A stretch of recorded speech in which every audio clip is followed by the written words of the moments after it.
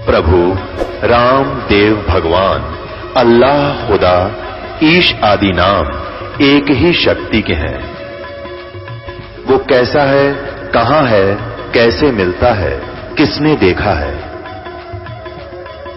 ये प्रश्नवाचक चिन्ह पूर्ण रूप से हटाने के लिए अवश्य सुनिए जगत गुरु तत्वदर्शी संत रामपाल जी महाराज के अमृत वचन, सर्व पवित्र धर्मों के पवित्र शास्त्रों के आधार पर।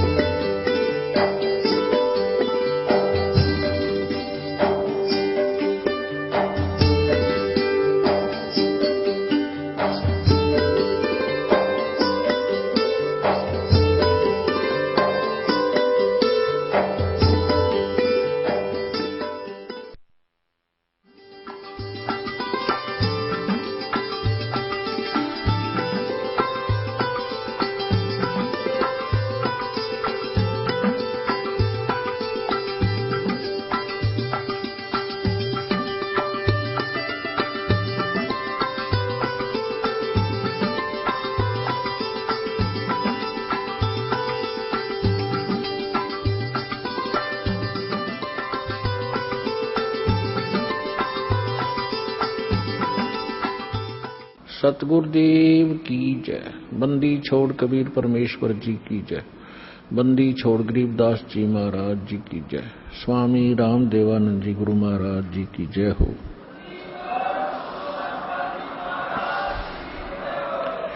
गरीब नमो नमो सतपुरुष को नमस्कार गुरु के नहीं, सुर नर मुनि जन साधुआं संतों सर्वस्दी नहीं। सतगुरु साहेब संत सब डंडो तुम प्रणाम, आगे पीछे मध हुए तिनको जा कुर्बान। नराकार निर्विषम काल जाल वैभंजनम निर्लेपम निज निर्गुणम अकल अनुबेशुंदनम। सोहम सुरति समाप्तम सकल समाना निर्तलय उज्ज्वल हिरंबर हरदमम बेपरवा अथा है वर पार निमद्यतम। गरीब जो सुमरे सिद्ध होई, गणनायक गलता ना करो अनुग्रह सोई, पारस पद परवाना।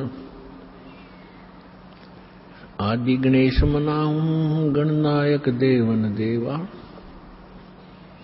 चरण कमल लाऊं आदंत करूं सेवा। परम शक्ति संगीतम रिद्धि सिद्धि दाता सोई, अवगत गुण अतीतम सत्य पुरुष निर्वोही। जगदम्बा जगदीशम मंगल रूप मुरारी, तन मन अर्पों शीशम भक्ति मुक्ति भंडारी। सुर नर मुनि जन ध्यावे ब्रह्मा विष्णु महेशा, शेष शेष मुख गावे पूजय आद गणेशा।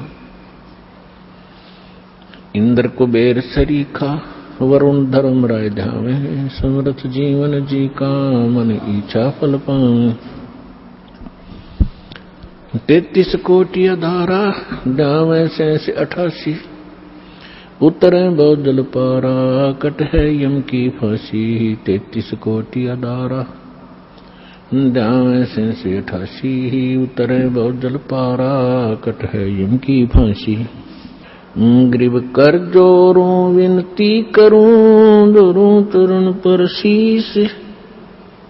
गुरु जी राम देवानंद जी महाराज ने दियो नाम बख्शीश। कोटि कोटि सिजदा करूं कोटि कोटि प्रणाम। चरण कमल में राखियो में बंदी जान गुलाम। कुत्ता हूँ गुरुदेव का रामपाल दास का नाम। गले प्रेम की जेवड़ी ही जाखें चोभा जाऊं। तो करो तो बावड़ू, दूर दूर करो तो जाऊं। जो राखो तो ही रहूं, जो देव सुख। सतगुरु पूर्ण ब्रह्म है, सतगुरु आप अलेख। सतगुरु रमता राम है याम मीन न मेखो। गुरु बिन माला फेरते, गुरु बिन देते दान। गुरु बिन दोनों निष्फल है, चाहे पूछो वेद पुराण। जय इब कै सतगुरु मिले, सब दुख आँखों रोए। चरणों ऊपर शीश धरूं, कहूं जो कहनी हो। कबीर साईं मिल लेंगे, पूछेंगे कुशलोत। आदि अंत की सब कहूं, अपने दिल की बात। गुरु जी तुम ना भूलियो, चाहे लाख लोग मिल जाएं। हम जैसे तुमको बहुत हैं, तुमसे हमको नहीं। परम पिता परमात्मा पूर्ण ब्रह्म सर्वसृष्टि रचनहार कबीर देव कबीर साहेब कबीर परमेश्वर जी की असीम रजा से आप सभी पुण्यात्माएं परमात्मा की महिमा श्रवण करने के लिए उपस्थित हुए। जिस प्राणी के युगों युगों के शुभ संस्कार एकत्रित हो जाते हैं, उनको मानव शरीर प्राप्त होता है। उससे भी शुभ संस्कारी वो हंस आत्माएं हैं जिनको सतगुरु मिलते हैं, सत्संग श्रवण करने का अवसर प्राप्त होता है।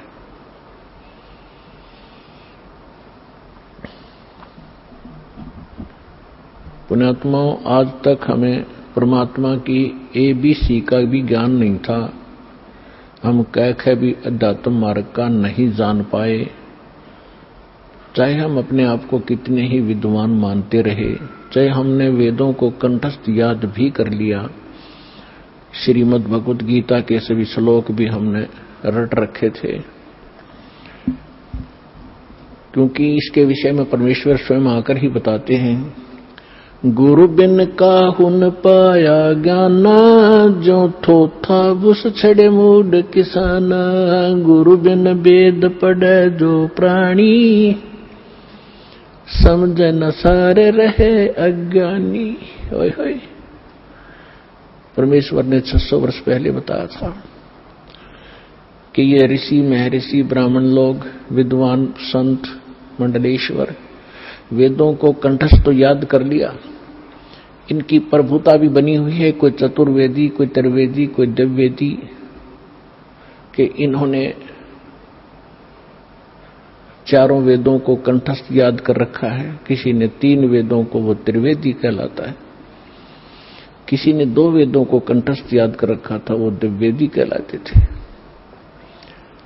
अपने आत्माओं, यहां परमात्मा कहते हैं कि प्रत्येक प्राणी, प्रत्येक आत्मा, जब से वो परमात्मा कहते हैं मेरे से बिछड़ी है, उसी के तुरंत बाद इसको एहसास हो गया है कि हमसे गलती हो चुकी है और हमारी कोई अनमोल वस्तु हमसे छीनी जा चुकी है और उसके बगैर हम रह नहीं सकते, उसके बगैर हम सुखी नहीं हो सकते। उसको अब हम परमात्मा कहते हैं। तो जिस कारण से इस आत्मा ने उस वस्तु को पाने के लिए एक बरसक प्रयत्न किया और अभी तक वो सशक्त प्रयत्न जारी है। उसके लिए उन्होंने जंगलों में जाना, राज त्याग देना भी उचित समझा। शरीर नष्ट हो जाए, गल जाए, तपस्या कर करके उन्होंने भगवान पाना ही चाहा, पर नहीं मिला। उन्होंने चारों वेदों को कंठस्थ याद कर लिया, पढ़ने लगे थे परमात्मा को खोजने के लिए। फिर वो याद हो गए, क्योंकि पहले शांत स्वभाव के लोग होते थे, वर्तमान की हाहाकार नहीं थी। बार बार के रिपीटेशन से, आवर्ती से ये कंठस्थ हो जाते हैं, तो उन्होंने चारों वेदों को याद कर लिया और कोई भी कहीं बोलता तो वो तुरंत उसके अध्याय और मंत्र को तुरंत सुना देता, जिस कारण से वो प्रभुता प्राप्त हो गए। और जब प्राणी को प्रभुता प्राप्त हो जाती है, परमात्मा से कोसों दूर हो जाता है, क्योंकि जीव साहब नहीं हो सकता, परमात्मा ही साहब है। अब आप देखते हो हम कितने अज्ञानी हो गए। हम छोटी सी पोस्ट प्राप्त कर लेते हैं, यदि हम कोई सीधा नाम पुकारता है तो हमें दुख होता था, और हमें साहब बोलता तो हम प्रसन्न होते थे, छाती फूल जाती है। इस ज्ञान से पता चलेगा कि साहब क्या है और जीव क्या है। तो कहने का भाव यह है कि वो वेदों के कंठस्थ करने वाले इतने प्रभु बन गए, उनको ब्राह्मण कहने लगे। ब्राह्मण का अर्थ होता ब्राह्मण सोए जिन ब्रह्म पहचाना। ब्राह्मण सोए जो ब्रह्म पहचाने। ब्रह्म माने भगवान, परमात्मा को पहचाने अपने आत्माओं। यहाँ क्योंकि ये दातम मार्ग है, पहली कक्षा के बालक भी आते हैं, तो ब्रह्म का अर्थ ये ना समझ लेना कि निरंजन ज्योति काल है, नहीं। ब्रह्म का अर्थ वैसे प्रभु होता है, भगवान होता है, राम कहो, साब कहो, ब्रह्म कहो। लेकिन जैसे हम पूर्ण परमात्मा कहते हैं, पूर्ण ब्रह्म कहते हैं, इसका मतलब कोई इनकम्प्लीट ब्रह्म भी है, लेकिन ब्रह्म शब्द पर्याप्त है परमात्मा के लिए। लेकिन यहां ये नकली प्रभु घने हो गए, तो इसलिए प्रभु की पहचान जिसने कर ली, ब्रह्म की पहचान जिसने कर ली, वो ब्राह्मण कहलाता है। दास अपने प्रवचनों में बहुत बार पंडितों ब्राह्मणों के विषय में उनकी मूर्खता अज्ञानता सुनाता है, तो उसमें ये ना समझें कि दास एक ब्राह्मण वर्ण को कह रहा है। ब्राह्मण वर्ण अलग वस्तु है। जैसे एक वैद्य था और वो बहुत अच्छा वैद्य था, नाड़ी पकड़कर तुरंत बता देता था अमुक रोग है, औषधि भी उसके पास कारगर थी, सुप्रसिद्ध हुआ। उसकी एक दो पीढ़ी उसके द्वारा बताई औषधि और उस विधि से वो उपचार करते रहे, वो भी वैद्य कहलाए। लेकिन आगे चल के वो लाखों की संख्या बन गई उनके वंशजों की, और वो वैद्य नहीं है, फिर भी उनका सरनेम वैद्य बन गया। अब कोई कुछ कार्य करता है, कोई कुछ कार्य करता है, वो भी अपने पीछे लगाता है रमेश वैद्य, और काम क्या है उसका, परचून की दुकान। जानता नहीं पेट के दर्द की दवाई औषधि, और लिखता है रमेश वैद्य, तो वो वैद्य नहीं है। और यदि कहीं किसी वैद्य की मूर्खता बताई जाती है कि रोग ये और दवाई ये दे रहा है, ये खाक वैद्य है, तो उस वैद्य को दुख नहीं होता जो परचून की दुकान किए हुए। इसी प्रकार ब्राह्मण की विषय में जानना। मेरे पूज्य गुरुदेव जी ब्राह्मण वर्ण में जन्मे थे, लेकिन वो अपने आप को ब्राह्मण नहीं कहते थे, पंडित नहीं कहते थे। पंडित ब्राह्मण की दूसरा पर्यायवाची पंडित भी कहलाता है। पंडित का भी यही अर्थ होता है। वो ब्राह्मण नहीं कहलाते थे जो हमने अपने परंपरागत समझ लिया है। हम किसको ब्राह्मण मानते हैं? जो श्राद्ध निकलवाता हो, पत्रे बांच कर सुना दे, तेरा ये आपत्ति आनी है, ये ऐसे कर दे, ऐसे वैसे कर दे, ये ब्राह्मण कहलाते हैं। लेकिन यदि हम पंडित की परिभाषा समझना चाहें तो हमारे पूज्य गुरुदेव जी ब्राह्मण होते हुए अपने आप को ब्राह्मण नहीं कहते थे, वो संत कहलाते थे कि हमने पंडिताई कभी की नहीं, हम ब्राह्मण नहीं हैं। और मेरे दादा गुरु जी छावला गांव दिल्ली के अंदर, दिल्ली स्टेट में एक छावला गांव है नजफगढ़ के पास, वहां के वो जाट थे। और बचपन से ही वो हमारे जो चौथे दादा गुरुजी थे उनके संपर्क में आ गए। उन्होंने उसको काशी विद्यापीठ में पढ़ाया, अपने पास ही रखा, तो वो 4 विषय के आचार्य बन गए उस विद्या को पढ़कर। लेकिन उन्होंने पंडिताई की नहीं, फिर भी वो पंडित चिदानंद नाम से जाने जाते थे। और उनका आश्रम बना हुआ है जिला सोनीपत हरियाणा, तहसील खरखोदा के पास एक गोपालपुर गांव है छोटा सा, उसमें उनका आश्रम बना हुआ है। दास उसको बहुत बार देख कर आया है। उस पर लिखा है पंडित चिदानंद आश्रम, जबकि वो वर्ण में जाट थे। तो हमने सबसे पहले ये देखना है कि इन चीजों का अब हमने इनसे ऊपर उठना है, जातिवाद से। हमारी क्या जाति है? जीव हमारी जाति है और मानव धर्म हमारा हिंदू मुस्लिम सिख ईसाई, कोई धर्म नहीं है न्यारा। जब हम परमात्मा के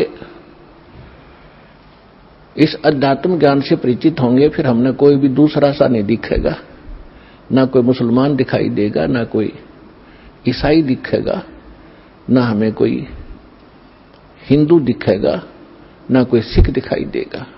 हम एक पिता की संतान हैं, हम परमात्मा के लिए ही विभाजित हुए हैं, परमात्मा के लिए अब हम एक होंगे, क्योंकि हमें ज्ञान हो जाएगा। हम रूढ़िवादी नहीं रह सकते, क्योंकि परमात्मा ने शिक्षा इसीलिए आपको दी है। अब हम अपने प्रसंग पर आते हैं। गुरु बिन काहू न पाया ज्ञाना, जो थोथा भूस छड़े मोहड किसाना। गुरु बिन वेद पढ़े जो प्राणी, समझन सार रहे अज्ञानी। अब तो कहते हैं प्रत्यक्ष को प्रमाण की आवश्यकता नहीं पड़ती, क्योंकि दास ने परमेश्वर कबीर जी के द्वारा दी गई उस बुद्धि से, दास एक जीव बुद्धि है, और जब परमात्मा रजा बख्शते हैं, यही जीव परमात्मा वाले ही ज्ञान को आगे चला सकता है, सुना सकता है और उसको समझ सकता है। तो उस परमात्मा की कृपा से आपके समक्ष ये तो हो ही चुका है कि यथार्थ ज्ञान क्या है, अध्यात्म मार्ग कैसा है, और ये भी आप खूब समझते हैं कि आज तक हमारे सदग्रंथों को हमारे ही ऋषि महर्षि गुरु ब्राह्मण आचार्य शंकराचार्य इस सिलेबस से परिचित नहीं थे, तो खाक टीचर थे वो। जीवन अपना नाश कराया, हमारे पूर्वजों का भट्ठा बैठा दिया, भूत बनवा दिए, फिर उनके श्राद्ध निकलवाने शुरू कर दिए। तो इस तरह की भ्रमणा अज्ञानता से फैलती है। तो आज तक हमारे जितने भी ऋषि महर्षि हुए हैं, इवन ब्रह्मा विष्णु महेश, इनको कोई अध्यात्म ज्ञान नहीं था। पुण्यात्माओं, परमात्मा ने 600 वर्ष पहले कहा था ये ज्ञान, लेकिन उस समय हम शिक्षित नहीं थे। हमारे धर्मगुरु केवल संस्कृत भाषा पढ़ा करते थे और सदग्रंथ भी संस्कृत भाषा में थे, जिस कारण से हम अपने भगवान को न पहचान सके, न अध्यात्म ज्ञान को जान सके। और इन अज्ञानी ऋषि महर्षि आचार्यों शंकराचार्यों ने परमात्मा का विरोध करके जनता को भ्रमित किया कि अशिक्षित जुलाहा धानक, ये नीच जाति का, ये क्या जाने सदग्रंथों के विषय में, क्योंकि ये संस्कृत नहीं जानता। तो उस समय नकलियों की दाल खूब गल गई। लेकिन मालिक तो मालिक ही होता है, सहनशील भी होता है। वो जो उद्देश्य लेकर चलते हैं वो बीच में भड़बड़ाते नहीं। उसी समय धर्मदास नाम के एक महापुरुष परमात्मा की शरण में आए थे, जो हिंदू धर्म में जन्मे थे, और ये इन्हीं भगवानों की पूजा किया करते थे, जिसके विषय में परमात्मा कबीर जी कहा करते थे, तीन देव की जो करते भक्ति, उनकी कदे ना होवे मुक्ति। 600 वर्ष पहले चौराहे पर खड़ा होकर कहा करते परमात्मा, जहां ये ब्राह्मण कथा कर रहे होते थे, तो उस समय परमात्मा के बहुत मार पड़ा करती थी, पीटा करते थे, घसीटा करते थे।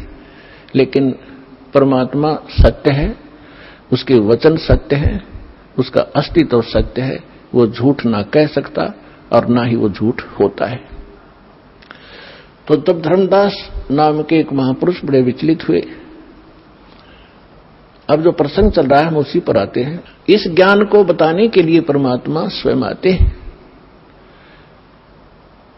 परमात्मा की पहचान करने के लिए हमारे सदग्रंथ पर्याप्त हैं, जिनको आज तक हम शिरोधार्य माना करते थे। पवित्र चारों वेद, ऋग्वेद, यजुर्वेद, अथर्ववेद और सामवेद, इन चारों वेदों को हम सत्य मानते हैं, पूरा विश्व सत्य मानता है।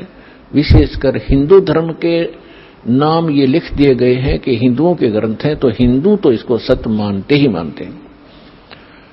दूसरे श्रीमद् भगवत गीता, वेदों से भी प्रथम स्थान आज श्रीमद् भगवत गीता जी का है, क्योंकि ये एक छोटा ग्रंथ है और चारों वेदों का निष्कर्ष है, और उसके बाद 18 पुराण। तो हमारे जो धर्मगुरु अब लगभग 2,500-3 हजार वर्ष से जो हमारे धर्मगुरु रहे हैं, उन्होंने केवल पुराणों को ही महत्व दिया और साथ में श्रीमद् भगवत गीता को भी उन्होंने समांतर सम्मान दिया है और इन्हीं के पठन पाठन से मोक्ष बताया है। और उन्होंने ये भी कहा है कि हम जो ज्ञान दे रहे हैं इन्हीं ग्रंथों के आधार से दे रहे हैं। तो पुण्यात्माओं, परमात्मा को पहचानना पड़ेगा। जब तक हमें ये विश्वास नहीं होगा कि ये सामने रखा एक चमकीला पत्थर वास्तव में हीरा है, लाल है, इसकी कीमत इतनी है, तब तक हम उसका दाम नहीं लगा सकते, उसका मूल्य चुका नहीं सकते, दे नहीं सकते, उसको ग्रहण कर ही नहीं सकते, क्योंकि वो कीमती इतना है। इसी प्रकार जब तक हम परमात्मा को नहीं पहचानेंगे और हमें दृढ़ विश्वास नहीं होगा कि सचमुच ये है भगवान, तो तब तक हम दृढ़ नहीं होंगे, उसकी कीमत दे नहीं सकेंगे, अर्थात हम उसको प्राप्त नहीं कर सकते। तो उसके लिए हमने सबसे पहले हमने ये जानना होगा, दृढ़ निश्चय करना होगा कि जिस परमात्मा को हम प्राप्त करने के लिए प्रयत्न करेंगे, उसके लिए जो भी कीमत हमने देनी पड़ेगी वो देंगे, तो वास्तव में वो परमात्मा है भी कि नहीं। तो उसकी पहचान के लिए हमने कोई आधार बनाने पड़ेंगे। उसके लिए आधार क्या है? सर्वप्रथम हमारे सद्ग्रंथ। वैसे तो सर्वप्रथम हम मानते हैं प्रत्यक्ष दृष्टा को, लेकिन फिर भी हम अपने उस छोरी को हम नकारा नहीं कर सकते, जिसको आज तक श्रोधार्य मानते रहे और सत्य मानते रहे। तो हम पहले छुरी फिर प्रैक्टिकल, दोनों से हम सिद्ध कर लेंगे कि सचमुच कौन है परमात्मा। तो इसके लिए हमने सबसे पहले अपने सद्ग्रंथों की थ्योरी को देखेंगे कि उनमें क्या लिखा है, और फिर प्रैक्टिकल। जब दोनों एक जैसा रिजल्ट देंगे तो ही इज गॉड, वो परमात्मा है। तो पुण्यात्माओं, श्रीमद् भगवत गीता अध्याय नंबर 4 के श्लोक नंबर 32 में 32 में कहा है कि अर्जुन, मैंने अभी आपको अध्याय नंबर 4 के श्लोक नंबर 25 से लेकर 30 तक जिन साधकों और साधनाओं की जानकारी दी है, और वो साधक चाहे कोई देवी देवताओं को पूजता है, उसी को सत्य मानता है, पापनाशक जानता है, कोई स्वाध्याय करता है, कोई तीक्ष्ण अहिंसावादी व्रत ही करके मुंह पर पट्टी बांध गए नंगे पैरों घूम कर अपनी साधना को सही मान रहा है। चौथे अध्याय के 32वें श्लोक में कहा है कि इन यज्ञों माने धार्मिक अनुष्ठानों की जानकारी ब्रह्म ने मुखे सच्चिदानंद घन ब्रह्म ने अपने मुख कमल से बोली है। पुण्यात्माओं, दास ने एक शब्द बोला था, गुरु बिन काहुन पाया ज्ञाना, जो थो था बुस छिड़े मूड किसाना, गुरु बिन वेद पढ़े जो प्राणी, समझन सार रहे अज्ञानी। श्रीमद् भगवत गीता चारों वेदों का निष्कर्ष है। चौथे अध्याय के 32वें श्लोक में यहां एक ब्रह्मणे मुखे शब्द है। इस ब्रह्मणे मुखे शब्द का हमारे अनुवादकर्ताओं ने इस दास से पहले जो अनुवाद दास ने किया है, गहरी नजर गीता में एक पुस्तक बनाई है, यानी उसका अनुवाद समझो श्रीमद् भगवत गीता का अनुवाद है, उसका नाम लिखा है गहरी नजर गीता में। इससे पहले जितने महापुरुषों के आप अनुवाद उठाकर देखोगे, उसमें क्या लिख रखा है? वेद की वाणी में ब्रह्मणे मुखे का अर्थ किया है वेद की वाणी।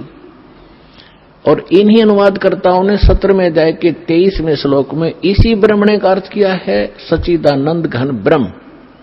वो यथार्थ अनुवाद है, वो सही अर्थ है। यहां ये विचलित हो गए, तो ये विद्वान नहीं थे, इसलिए इन्होंने अनुवादों का अड़ंगा कर दिया। अपनी ओछी सोच से अर्थ भी अनर्थ कर दिए। ब्रह्म का अर्थ भगवान होता है, तो ब्रह्म का अर्थ कोई वेद करता है तो महामूर्ख है। वेद एक सिद्धांत है, संविधान है, भगवान की जानकारी देता है, उसके नियम बताता है, और ब्रह्म भगवान है। जैसे एक राजा है, राजा का संविधान है, वो उसके नियमों का, उसके अंदर उसके सारे नियम लिखे हुए हैं, कैसे एक प्रजा को रहना चाहिए, क्या अपराध है, कैसा ना करना चाहिए। और कहीं पर कोई राजा का अर्थ और संविधान लिख दे तो वो अर्थ ठीक नहीं कर रहा, अनर्थ कर रहा है। इसी प्रकार यहां ब्रह्म ने माने सच्चिदानंद घन ब्रह्म, और मुखे अपने मुख कमल से बोली गई वाणी में विस्तार से कहे हैं। सच्चिदानंद घन ब्रह्म ने अपने मुख कमल से बोली उस अमृत वाणी में उन धार्मिक युगों की जानकारी, अनुष्ठानों की जानकारी विस्तार के साथ कही है, और उसको तत्व ज्ञान कहते हैं। और उसको जानने के बाद तो सभी कर्मों से मुक्त हो जाएगा। अब गीता ज्ञान दाता कौन है? ये ब्रह्म है। जैसे दास ने शब्द सबसे पहले ये बोला था कि ब्रह्म शब्द पर्याप्त है, लेकिन ब्रह्म का अर्थ भगवान कहो, साब कहो, राम कहो, तो ये सत्संग एक ऐसा जटिल समस्या बन गई, यो अध्यात्म मार्ग, कि दास यदि किसी पॉइंट को कच्चा छोड़ के आगे चलेगा तो प्रथम बार सुन रहा भक्त कुछ नहीं समझ पाएगा। इसलिए एक ये सामूहिक लेक्चर दिया जाता है आध्यात्मिक टीचर होने के नाते, तो उसमें ये ध्यान रखा जाता है कि शायद प्रथम कक्षा के बच्चे भी आए जो पहली बार दीक्षा लेने आए, और किसी के वैसे कहने से वैसे भी श्रोता बन कराते। तो ये इसलिए यहां थोड़ा सा डिफाइन करेंगे। जैसे साहब कहो, ब्रह्म कहो, राम कहो, गॉड कहो, अल्लाह कहो, खुदा कहो, ईश कहो, ब्रह्म कहो। अब जैसे एक तहसीलदार भी साहब है, प्रभु है, स्वामी है अपने विभाग का। ऐसे ही आगे चले, हम थोड़े शॉर्ट में बताऊंगा। जैसे डिप्टी कमिश्नर भी साहब है, मंत्री भी साहब है, मुख्यमंत्री भी साहब है। आप अंडरस्टूड, आपको खूब समझते हो आप कि ये साहब कितने सतर के हैं। और प्रधानमंत्री भी साहब कहलाते हैं, और राष्ट्रपति जी भी साहब ही कहलाते हैं। तो इसे समझ लेना। तो ये इसलिए ब्रह्म, अब जैसे मुख्यमंत्री जी है, ये एक क्षेत्र के मालिक हैं, स्वामी है, ये पूर्ण स्वामी नहीं है, पूरे भारत के स्वामी नहीं है। इसी प्रकार यहां जो ब्रह्म शब्द है, ये ब्रह्म है 21 ब्रह्मांड का स्वामी। इसको ज्योत स्वरूपी निरंजन गीता अध्याय नंबर 4 के श्लोक नंबर 32 में स्वयं कहता, मैं काल हूं, ये काल ही है। और काल भी स्वामी है। जैसे एक जेल का सुप्रिटेंडेंट, वो जेल का स्वामी है, और सुप्रिटेंडेंट साहब भी है, ऐसे ही ये काल साहब है, 21 ब्रह्मांड का स्वामी है, या एक जेल है, यो जेल का सुप्रिटेंडेंट साहब है, ये समझ लो। तो ऐसी ऐसी इसने 21 जेल बना रखी है, एक ब्रह्मांड भी ये जेल है। तो ऐसे ये 21 ब्रह्मांड का साहब है, ये ब्रह्म है, लेकिन ये कंप्लीट ब्रह्म नहीं है, ये पूर्ण ब्रह्म नहीं है, इसलिए ब्रह्म शब्द बोला गया। तो यहां प्रत्येक इसके अंग को हमने समझने के लिए ऐसे करना पड़ेगा। तो इस ब्रह्म ने श्रीमद् भगवत गीता का ज्ञान श्री कृष्ण जी में प्रवेश करके, जैसे को प्रेत बोलती है किसी के अंदर, ऐसे बोला। ऐसे ही इस काल ने एक ब्रह्मा कुमारी पंथ चलाया अभी 100 वर्ष पहले लगभग, और उसमें एक प्रेत आता है, वो कहता अहम ब्रह्मास्मि, मैं ब्रह्मा हूं। कभी कहता है अहम शिवोहम, मैं शिव हूं। ये एक प्रेत का चलाया हुआ है, और वो प्रेत कभी ब्रह्मा की पदवी पर था। जैसे कोई गांव का प्रधान सरपंच रिटायर हो जाता है, उसको अगली बार नियुक्त नहीं किया जाता, तो लोग फिर भी उसको सरपंच साहब कहते हैं, प्रधान साहब बोलते हैं, वो राज्य रहा है। और वो भी कहीं मिलता है, कोई कहता भी कौन है, फलाना सरपंच हूं, और जब वो सरपंच नहीं होता। तो ऐसे ही दास ने कबीर परमात्मा से प्राप्त उस ज्ञान को आगे बढ़ाया है as it is, as a tape recorder. Das का इसमें इतना ही योगदान है कि दास को परमात्मा का जो अंतःकरण टेप रिकॉर्डर ठीक कर दिया उस परमेश्वर कबीर जी ने, और उसमें अपना ज्ञान भर दिया। दास बोल कर सुना रहा है रिकॉर्ड करके, इतना सा योगदान है। तो ऐसे दास बहुत बार बताता है आपको कि ये ब्रह्मा विष्णु महेश जो वर्तमान में या 3 लोक के एक एक विभाग के मिनिस्टर हैं, साहब हैं, इतने राम हैं, इतने भगवान हैं, ये इनकी भी मृत्यु होगी, और ये मृत्यु को प्राप्त होकर आम जीव की तरह 84 लाख योनियों में, प्रेत योनियों में भटक रहे होंगे, और अन्य पुण्य आत्माओं को फिर से काल अपनी दुर्गा पत्नी से जन्म दे करके उस पदवी पर बैठा देता है। तो उनमें से ये पंथ चलाने वाला जो ब्रह्मास्मि में शिवोस्मि, तो ये वो भूत है जो कभी ब्रह्मा के पद पर रहा है, अब उसका अस्तित्व कुछ नहीं, वो रिटायर्ड सरपंच समझ लो, एक्स सरपंच, अब उसका कोई अस्तित्व नहीं। तो वो बोलकर उसने वो पंथ चला दिया। आज भी उसकी मुरली सुनकर, वो भूत की बात सुनकर एक बहुत बड़ा जनसमूह अपना जीवन नाश कर रहा है। दास का प्रयत्न किसी की निंदा करना नहीं, दास का प्रयत्न है कि सभी हम एक परमात्मा के बालक बच्चे हैं, बहन बेटी भाई, और उस काल ने ये जाल फैला रखा है कि मैं इतने पंथ चला दूंगा नकली कि कोई समझ नहीं सकेगा ओरिजिनल पंथ कौन सा है। तो दास ऐसा प्रयत्न कर रहा है कि जैसे पहले की अभी बहुत बार होती रहती है घटनाएं कि कोई 500,000 के नोट नकली छाप देता है, और सरकार को जो पता चलता है तो दोनों ओरिजिनल और डुप्लीकेट दोनों के दोनों मीडिया के माध्यम से, समाचार पत्रों के माध्यम से उनकी पहचान कराई जाती है कि ये इस टाइप का डुप्लीकेट है, ये ओरिजिनल है। तो सरकार निंदा नहीं कर रही होती है, एक महापरोपकार करती है। तो दास का यही प्रयत्न समझ लेना कि हमारे जो यथार्थ सदग्रंथ है वो तो हमारे ओरिजिनल नोट है, ओरिजिनल सदग्रंथ है, और उसके अतिरिक्त कोई अनुभव बता रहा है, कोई मार्ग चला रहा है, वो डुप्लीकेट है, वो हानि हो रही उनके जीवन की। तो दास ने कोई शौक नहीं है किसी की, इसको आप आलोचना का नाम देते हो तो आपकी बुद्धि अच्छी नहीं है, आपको अध्यात्म ज्ञान नहीं है। तो इसी प्रकार ये काल ने स्वयं, इसमें श्री कृष्ण जी के अंदर स्वयं काल प्रवेश कर गया। श्री कृष्ण भी ये 3 लोक के प्रभु हैं, एक विभाग के, इसके अंदर आम प्रेत नहीं प्रवेश कर सकता, इनके अंदर, इनमें इतनी पावर होती है। तो उनके अंदर काल स्वयं आया और उसने गीता का ज्ञान दिया। तो यहां ब्रह्म बोल रहा है इस गीता को।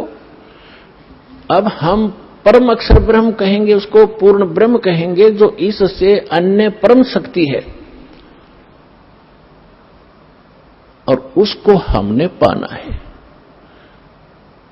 अब क्या कहा है कि वो सच्चिदानंद घन ब्रह्म ने अपने मुख कमल से, गीता ज्ञानदाता स्वयं कह रहा है, उस धार्मिक अनुष्ठानों की जानकारी विस्तार के साथ कही है, और उसको तत्व ज्ञान कहते हैं। और उस ज्ञान को प्राप्त करके प्राणी सभी कर्मों से मुक्त हो जाता है, उसका वो छुटकारा पा लेता, उसका पुनर्जन्म नहीं होता। चौथे अध्याय के 34वें श्लोक में कहा कि अर्जुन, उस तत्व ज्ञान को जो परमात्मा स्वयं आकर अपने मुख कमल से वो वाणी बोलता है, वो तत्व ज्ञान है। उस तत्व ज्ञान को, उसको सूक्ष्म वेद भी कहा है।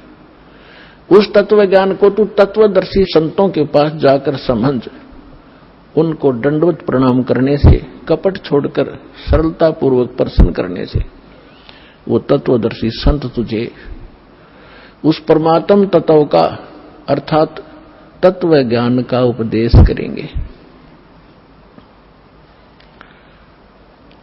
अब 15वें अध्याय के प्रथम मंत्र में उस तत्वदर्शी संत की पहचान भी बता दी है कि जो संत उल्टे लटके हुए संसार रूपी वृक्ष के, ये संसार रूपी वृक्ष है अर्जुन, ऊपर को जड़ है वो तो पूर्ण परमात्मा है, पूर्ण ब्रह्म है, जिस तो सबका धारण पोषण करता है।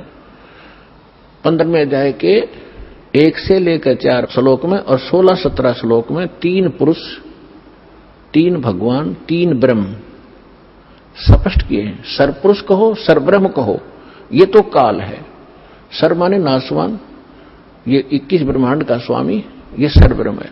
और दूसरा अक्षर ब्रह्म, अक्षर पुरुष कहो चाहे प्रभु कहो, स्वामी कहो, राम कहो, ब्रह्म कहो, ये 7 शंख ब्रह्मांड का स्वामी है। इसकी आयु बहुत लंबी है, लेकिन इसकी भी मृत्यु है, इसलिए इसको भी अक्षर पुरुष कहा है। ये चिरस्थायी है। और फिर तीसरे नंबर का जो परमात्मा है, परम अक्षर ब्रह्म कहलाता है, वो बताया उत्तम पुरुषत्व अन्य, जो 17वें श्लोक में कहा 15वें अध्याय के, उत्तम पुरुषत्व अन्य परमात्मा इति उदाहरत है। ये लोग तरम अविश्य विवर्ती अवैश्वर है, वो परमात्मा इन दोनों से अन्य है, जो 15वें अध्याय के 16वें श्लोक में सरपुरुष और अक्षर पुरुष कहे हैं। इनसे कोई अन्य है, वो परमात्मा जो सबका धारण पोषण करता, 3 लोकों में प्रवेश करके। तो 15वें अध्याय के प्रथम श्लोक में बताया कि ऊपर को जड़ और नीचे को शाखा वाला ये उल्टा लटका हुआ संसार रूपी पीपल का वृक्ष समझो, एक फॉर एग्जाम्पल दिया है। और जो संत इसके सभी विभाग बता दे, न्यारे न्यारे, भिन्न भिन्न, स वेदविद, वह वेद के तात्पर्य को जानने वाला है, वह वेद का ज्ञाता है, वो तत्वदर्शी संत है। तो पुण्यात्माओं, 600 वर्ष पहले परमात्मा स्वयं आए थे, जैसा उनका विधान है कि वो स्वयं आकर अपने मुख कमल से उस तत्व ज्ञान का प्रचार करते हैं, जो हमारे नकली धर्मगुरुओं ने, डुप्लीकेटों ने रिजेक्ट करके कूड़े की टोकरी में डाल रखा था, धानक जुलाहा कह के, उसकी वाणी झूठी कह के। आज दास को परमात्मा ने जोरी बनाया, उस लाल को परखा और उसको कूड़े की टोकरी से उठाकर आज सिद्ध कर दिया कि Kabir is God, Kabir is God, Kabir is complete God.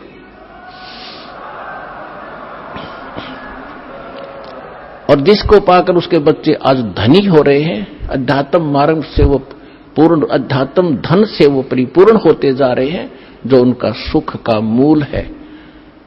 और शास्त्र विरुद्ध साधना दुख की मूल होती है, जो आज तक हम सभी करते रहे। अब जो प्रसंग चल रहा है उसी पर आते हैं कि परमात्मा ने 600 वर्ष पहले आकर कहा था, अक्षर पुरुष एक पेड़ है, निरंजन वाकी डरे, तीनों देवा शाखा है, भाई पात रूप संसारे।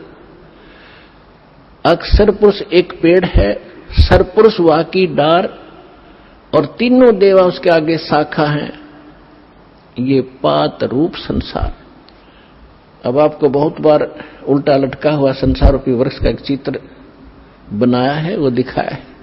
तो परमात्मा ने मूल को छोड़ दिया, जो जमीन से बाहर दिखाई देता वो सारे पार्ट बता दिए। तना, उसको अक्षर पुरुष समझो, उससे तने से मोटी डाहर निकले उसको सरपुरुष, और सरपुरुष के आगे फिर वो 3 शाखाएं हों, रजगुण ब्रह्मा, सतगुण विष्णु, तमगुण शिव जी, ये शाखा समझो, इतना बता दिया। और पात रूप संसार। फिर इस दास को भेजा ये बताने के लिए कि मूल कौन है। ये जड़ वही है जो सबका धारण पोषण करता है, सबका उत्पन्न करने वाला है, सबका संरक्षक है, जो सर्व सुखदायी है, जो परम अक्षर ब्रह्म, जो अविनाशी परमात्मा है, वो वही है। कौन? अब दास ने बताया कि इसमें परमात्मा को पहचानने में दोनों पहलू काम करेंगे। एक तो हमारी थ्योरी, हमारा जो सिलेबस पाठ्यक्रम, और साथ में प्रैक्टिकल। पाठ्यक्रम बता रहा है और फिर वो प्रैक्टिकल, जिन्होंने प्रैक्टिकल किया, उन महापुरुषों ने जिनको भगवान मिले, सचखंड लेकर गए, सतलोक ले गए, फिर वापस छोड़ा, उनमें से 6-7 शुभ नाम दास का याद है। आदरणीय धर्मदास साहिब जी, गांव बांधवगढ़, मध्य प्रदेश, वर्तमान में छत्तीसगढ़ होगा वो। और आदरणीय मलुकदास साहिब जी, आदरणीय नानक साहिब जी, जो सिख धर्म के प्रवर्तक माने जाते हैं, आदरणीय दादू साहिब जी, आदरणीय गरीबदास साहिब जी, गांव छुड़ानी, जिला झज्जर, हरियाणा वाले, आदरणीय गीसा दास साहिब जी, गांव खेखड़ा, जिला बागपुर, उत्तर प्रदेश वाले। आदरणीय स्वामी रामानंद जी, काशी वाले। तो इन महापुरुषों में से आदरणीय गरीबदास साहिब जी के विषय में दास बताना चाहेगा। उन्होंने कहा कि हम सुल्तानी नानक तारे दादू को उपदेश दिया, जात जुलाहा भेद न पाया वो काशी माहे कबीर हुआ। अनंत कोट ब्रह्मांड का एक रति नहीं भारे, सतगुरु पुरुष कबीर हैं ये कुल के सिरजनहारे। तो वो जड़ है उस संसार रूपी वृक्ष की, वो कबीर है। कबीर परमात्मा कौन? उसको परम अक्षर पर कहो, उसको सत्य पुरुष कहो, अमर पुरुष कहो, उसे परम पुरुष कहो, उसे परम अक्षर ब्रह्म कहो, उसे परम अक्षर पुरुष कहो। ये उनके उपमात्मक नाम है। वास्तविक नाम उस परमात्मा का कबीर देव है। उसको अल्लाहु अकबर कहो, कबीर देव, कबीर साहब। अल्लाहु अकबर, कबीर भगवान, अल्लाह माने भगवान, अकबर अकबरी, अकबीर कबीर। ये कबीर को ही अपभ्रंश करके अकबर बोलते हैं। जैसे हम कबीरू बोल देते हैं, कबीरा बोला करते थे। जैसे गरीबदास जी को गांव वाले गरीबू कहा करते थे। तो ऐसे हम अपभ्रंश करके अपने नाम रख लेते हैं। उनका वास्तविक नाम है कबीर देव, अल्लाहु अकबर, अल्लाह कबीर, गॉड कबीर। अब जो प्रसंग चल रहा था उसी पर आते हैं कि वो परमात्मा स्वयं यहां आते हैं। अब इसमें दोनों पहलू साथ चलेंगे कि जिनको भगवान मिले उन्होंने प्रैक्टिकल किया, और जो हमारे सदग्रंथ आज तक हमें ज्ञान दे रहे थे, हमारे धर्मगुरु समझ नहीं सके, वो हमारा दुर्भाग्य और उनका भी दुर्भाग्य कहेंगे, क्योंकि वो उनकी बुद्धि काल के वश थी। अब हम सतगुरु शरण में आ गए तो हमारे ऊपर काल की जकड़ नहीं रही, इसलिए आप इस ज्ञान को समझ रहे हो। जिस दिन आपका नाम खंड हो जाएगा, यहां से कनेक्शन कट गया, परमात्मा का पंजा आपसे उठ जाएगा, आपको यही शब्द कड़वे लगने लग जाएंगे, और ये हमारे यहां भक्त भी आपको बुरे बुरे दिखाई देंगे, क्योंकि काल प्रवेश कर जाएगा, आपकी बुद्धि को भ्रष्ट कर देता है। आज तक ब्रह्मा विष्णु महेश की गांठ बांध रखी, इसने चक्कर बांध रखा, समझने नहीं दिया। आपकी क्या औकात? आप इस मालिक की शरण से दूर होकर आप सुखी हो जाओगे। जून का महीना हो और एसी रूम से बाहर निकल कर कोई सुखी हो सकता है? चाहे शराब पी कर निकले जा बाहर, गली में पड़ा रहो। बेशक वो कहा रो शराब के नशे में कोई बहुत सुखी हूं, अब सुखी हूं, खाक सुखी है। रेत में पड़ा, पसीने आए पड़े, झागा रहे मुख में। तो ऐसी दशा उन लोगों की जो भगवान से दूर हटकर इस काल के खेमे में खेल खेल रहे हैं। चाहे वो भक्ति कर रहे हैं, वो भक्ति भी नकली, या संसारिक सुख प्राप्त करने के लिए वो को प्रयास कर रहे हैं, क्योंकि इस काल की साधना से सुख हो ही नहीं सकता। सुख होगा तो इस परमात्मा की ही रजा से, इस साधना से होगा। आदरणीय गरीबदास साहिब जी ने प्रैक्टिकल बताया कि अजब नगर में ले गए हमको सतगुरु आने, अजब नगर में ले गए हमको परमेश्वर आने। आन माने आके, अजब नगर में, ऐसे अजब कमाल के लोक में लेके गए भगवान मुझे खुद आकर के। और जल के बिंब अगाध गति हम सूते चादर ताड़े। अजब नगर में ले गए हमको सतगुरु आन, यानी वो सतगुरु भी हैं, वो भगवान भी हैं। जो सतगुरु होता है, सच्चा ज्ञान जो देता है भगवान ही देता है, भगवान ही सच्चा ज्ञान दे सकता है। तो उनको सीधे भगवान मिले थे, सतगुरु कहो चाहे परमेश्वर कहो। अजब नगर में ले गए हमको परमेश्वर आने, आन माने आके। ये हमारी देसी भाषा हरियाणा की लैंग्वेज में लिखा ग्रंथ है। और जल के बिंब अगाध गति वहां सूते चादर तान, चादर तान के सोना, यानी कति निश्चिंत हो जाना, बेफिक्र होकर सोना। एक मुहारा है यहाँ देसी कि अच्छा चादर तान के सोया है, सारे काम कर लिए। तो इस तरह कहते हम तो निश्चिंत हो गए कि साधना हमारी सत्य भगवान मिल गए, आंखों सतलोक देख लिया, सत्य साधना करते रहेंगे, गलती हम करें नहीं, हम निश्चिंत हो गए। हमारे अंदर कोई अब शंका नहीं रही कौन भगवान है और क्या उसको प्राप्त करने का मेथड है, वो सब कंप्लीट प्राप्त हो गया, आंखों देखा। तो दास आपको इतना ही दृढ़ करना चाहता है, देखो माता पिता अपनी बिटिया का विवाह करते हैं तो वो जाकर लड़के वाले का घर भी देखते हैं, उसकी प्रॉपर्टी से भी परिचित होते हैं, अन्य थर्ड पर्सन से भी पूछते हैं, फिर वो आकर घर बताते हैं कि हम जो लड़का देख कर आए हैं उसके ये बिजनेस है, उसके ये व्यापार है, इतनी उसको प्रॉपर्टी है। तो लड़की को कोई डाउट नहीं होता क्योंकि पिता बता रहा है, थर्ड पर्सन कहे तो शायद शंका हो जाए।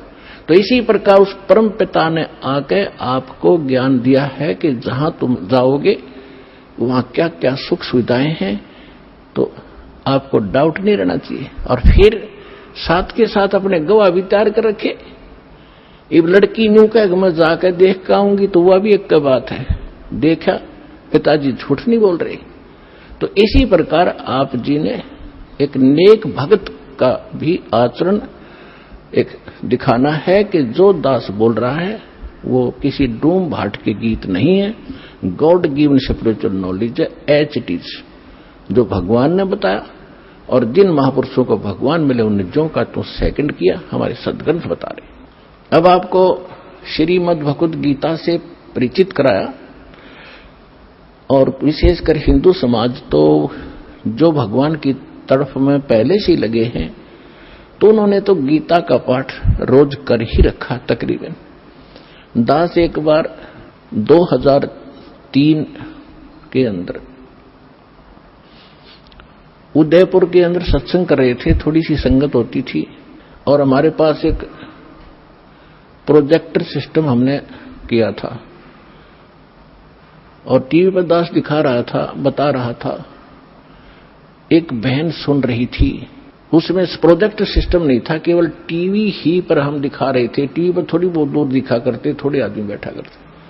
उसके तुरंत बाद हमने प्रोजेक्टर ले लिया था भक्तों ने। तो सत्संग कर रहा था, उसमें बताया सारा कुछ, गीता को दिखाया। फिर मैं नीचे आकर एक चारपाई डली थी उस पर बैठ गया। 10-20 भक्त, कुछ शंका समाधान वाले, कुछ दीक्षा के इच्छुक आकर बैठ गए। तो एक बहन कहने लगी, जी मैं तो व्रत करती हूं, शुक्रवार का मैं छोड़ूंगी नहीं। मैंने कहा बहन आप गीता को मानते हो? कहा गीता डेली पढ़ती हूं। मैंने कहा 6 अध्याय के 16वें श्लोक में गीता जी में लिखा है कि अर्जुन, ना तो ये साधना, ये योग अधिक खाने वाले की सफल हो सकती, और ना बिल्कुल न खाने वाले की, बिल्कुल ना खाना, व्रत रखना, और ना ज्यादा जागने वाले की। लोग दिखावा नहीं होगा, मैं 2 बजे उठ लेता हूं, प्रसाद ना करता हूं और सोता ही नहीं रात ने, नहीं। नाम उठत नाम बैठत नाम सोवत जागवे, नाम खाते नाम पीते नाम सेती लागवे। ठीक है, जो वृद्ध हैं जिनको काम नहीं, किसी टाइम उठो और बैठो करो सेवा साधना, लेकिन सारे दिन मेहनत करने वाला आदमी कैसे उठ लेगा? 2 बजे 10 बजे सोया हुआ या 11 बजे सोने पाओ आजकल। तो कहने का भाव यह है कि ना घना जागने वाले का और ना घना ज्यादा सोने वाला भी मूर्ख है। संध्या पढ़कर सोया उठ 9 बजे, वो क्या भक्ति करेगा? तो कहते सब संयम रखो, सबके अंदर अंदर संयम, हर तरह का संयम रखकर साधना करने से होता है। तो मैंने इतना ही कहा था कि गीता अध्याय नंबर 6 के श्लोक 16 में न बोले जी बिल्कुल सही है, और मैं रोज पढ़ती थी। आज बुद्धि खुली है मेरी। मां बेटी आज तक तुम्हारी बुद्धि काल न जकड़ रखी थी, रोज पढ़ा करते। मोती मुक्ता दर्शत नाही, ये जग है सब अंदरे, दिखत के तो नैन चश्म इनका फेरा मोतिया बंदरे। ये बड़े विद्वान पंडित थे, बड़े लय ला कर गीता का पाठ करा करते थे, बड़ी मधुर वाणी से श्लोकों का उच्चारण किया करते थे 1 घंटे तक। तो खाक था उनके पास, मोतिया बंद था, उसको पता नहीं इसमें बोल क्या रखा, तुम कर क्या रहे हो। तो आज दास तो बता रहा है कि बुद्धिमान भक्त हैं और इन्होंने गीता और इनको खूब पढ़ा हुआ है, और परमात्मा की शरण में आने से आपकी बुद्धि ओपन हो जाती है, काल का प्रेशर प्रभाव हट जाता है, आप खूब आसानी से सोच लेते हो और समझ सकते हो। तो गीता के अंदर जो दास ने प्रमाण दिए विशेषकर हिंदू समाज इनसे खूब परिचित है कि ऐसा ही लिखा है, लेकिन समझ नहीं सके थे। आप विद्यार्थी, अगर विद्यार्थी सिलेबस समझ ले तो फिर टीचर की क्या आवश्यकता है, फिर आप पे पड़ जाते सारे। तो टीचर इसलिए बनाए जाते हैं कि सब अनुभव करते हैं, सिलेबस को पढ़ते हैं, फिर बच्चों को सुनाते, फिर प्रैक्टिकल करवाते हैं। थ्योरी से प्रैक्टिकल होता है, एज इट इज होगा, बिल्कुल सही होगा। अब आपको सुनाते वेदों से। वैसे वेद चारों वेदों का सारा श्रीमद् भगवद गीता है, लेकिन इस मन के अंदर ज्यादा ही अड़ंगा भर दिया इन अज्ञानियों ने, तो वेद भी पैरेलल साथ लेने पड़ेंगे हमें। परमात्मा की पहचान क्या है, वो क्या करता है। अब जैसा भी आपने पाठ प्रकाश के समय सुना कि सतलोक से चलकर आए, वो परमात्मा सतलोक से चलकर आए कबीर जी। और गरीबदास जी भी कहते हैं कि अलल पंख अनुराग है सुन मंडल रह थीर, दास गरीब उधारिया में सतगुरु मिले कबीर। और अजब नगर में ले गए हमको सतगुरु आने। धर्मदास जी कहते हैं सतलोक से चलकर आए काटन यम की जंजीर। मुलुकदास जी भी कहते हैं कि अमरलोक से चलकर आए काटन यम की जंजीर। तो इसी प्रकार सभी महापुरुषों ने जिनको परमात्मा मिले हैं, रामानंद जी ने कहा कि दो ठौर है एक तू, भया एक से दो। और गरीबदास हम कारणे तुम आए हो मगजो, वहां से चलकर आए हो। मगजो माने यो सफर तय करके आए हो, इतना लंबा हमारे लिए आए हो। अब वेद क्या बताते हैं। ऋग्वेद मंडल नंबर 9 सूक्त 86 के मंत्र 26 और 27 में, ऋग्वेद मंडल नंबर 9 सूक्त 82 मंत्र 1, 2, 3 में, ऋग्वेद मंडल नंबर 9 सूक्त 54 के मंत्र 3 में, ऋग्वेद मंडल नंबर 9 सूक्त 94 के मंत्र 1 में, ऋग्वेद मंडल नंबर 9 सूक्त 95 मंत्र 2 में, ऋग्वेद मंडल नंबर 9 सूक्त 96 यानी 96 के मंत्र 16 से लेकर 20 में, फिर ऋग्वेद मंडल नंबर 9 और सूक्त 1 के मंत्र 8 और 9 में। और भी अनेक स्थानों पर बहुत सारे ढेर सारे प्रमाण हैं, लेकिन ये हमें पर्याप्त हैं इतने मंत्र परमात्मा को पहचानने के लिए। इनमें यही प्रमाण दिया है कि वो परमात्मा मनुष्य सदृश्य है और ऊपर धूलोक के तीसरे पृष्ठ पर, यानी ऊपर 4 लोक हैं, एक सत्यलोक, फिर अलखलोक, उससे ऊपर अगमलोक, फिर अकय, उसको अनामी लोक भी कहते हैं। तो प्रत्येक लोक को 3 विभागों में बांटा हुआ है। जैसे अपनी दिल्ली राजधानी है, एक तो बाह्य क्षेत्र है जो ग्रामीण क्षेत्र होता है, और एक बाजार क्षेत्र है, बाजार में जहां दुकान दुकानें हैं, बाजार है, और तीसरा वो स्थान है जहां हमारी पार्लियामेंट हाउस है। तो ऐसे बताया है कि वो धूलोक, धू माने उस तेजो में पृथ्वी सतलोक में वो परमात्मा राजा के समान सिंहासन पर विराजमान है, सिर पे मुकुट है, देखने में वो राजा जैसा लगता है और वहां रहता है। ऐसा ही परमेश्वर ने खुद बताया है, ऐसा ही महापुरुषों ने जिनको भगवान मिले उन्होंने बताया है कि उस परमात्मा के एक रूम में बाल कहो, बाल का छिद्र कहो जो रोमकूप कहलाता है, करोड़ सूर्य मिला दे, करोड़ चंद्रमा, इतनी रोशनी उस मालिक की, वो भी फीकी पड़ जाए। और जब वो परमात्मा यहां आता है अपने रूप को सरल करके आता है। गरीबदास जी कहते हैं तेज पुंज अन्य दे धर के, हल्की तेज पुंज तन दे धर के, इस विध हमको भेंट ही, इसलिए इस तरह हमें आकर मिलते हो परमात्मा। ये वेद कह रहे कि वो परमात्मा अपने रूप को सरल करके अच्छी आत्माओं को मिलते हैं, नेक आत्माओं को जो दृढ़ भक्त होते हैं, जो उसके वचन का पालन करते हैं, अटल खड़े हो जाते हैं उसके वचन पर, उनको मिलते हैं। उनको किस उद्देश्य से मिलते हैं? ज्ञान देने के लिए। और फिर वो परमात्मा एक कवि जैसा आचरण करते हैं, कवियों की तरह कविताओं के माध्यम से, लोकोक्तियों के माध्यम से, दोहा दोहावलियों के माध्यम से अपने तत्व ज्ञान का प्रचार बोल बोल के अपनी उच्च अमृतवाणी में वो करते हैं, सुनाते हैं। उसको लिपिबद्ध कर लिया जाता है, वो सच्चिदानंद घन ब्रह्म की वाणी कहलाती है।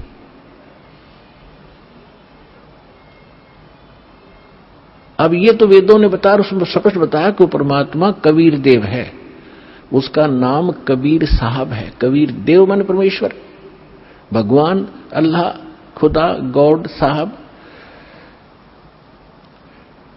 अब यही परमात्मा उन अच्छी आत्माओं को मिलते हैं। एक समय एक धर्मदास नाम के बहुत बड़े धनी व्यक्ति हिंदू धर्म में जन्मे थे और बहुत ही परमात्मा की तरफ थी उनके अंदर। पुण्यात्मा पिछले संस्कार का जो प्राणी होता है वही भगवान के लिए तरफ रहे होते हैं। वो पिछले बहुत अच्छे संस्कारी होते हैं, पिछले पुण्य उनके अंदर प्रेरणा करते रहते हैं, उनको टिकने नहीं देते हैं कि कोई भगवान ढूंढे कहीं, चाहे वो भले ही कोई ना कोई साधना की उसने सहारा ले ही रखा होता है, वो टिक ही नहीं सकता।